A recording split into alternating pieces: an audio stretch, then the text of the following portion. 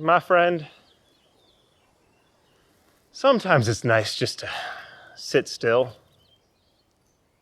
Personally, I like naps. But even if you're just trying to concentrate, there's still times where you gotta move. All living creatures need to move, including humans.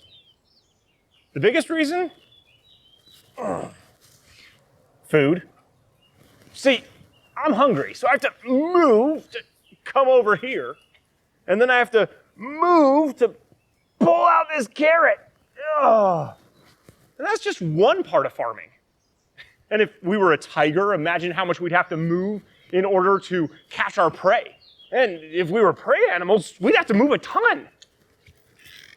We even move to play. But of course, you don't have to be a prey animal to come across something dangerous. Snakes, not my favorite. I can't tell you what kind that is because even though I love science, I'm not a herpetologist. Of course, there's another reason why we have to move, and that's to build shelter. So after a long day of moving to get food and avoiding danger and getting back to our shelter here, we can finally rest. That snake.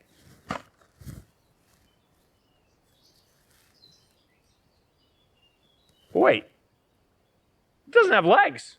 It also doesn't have arms. How does it move? This is hard. How do snakes move?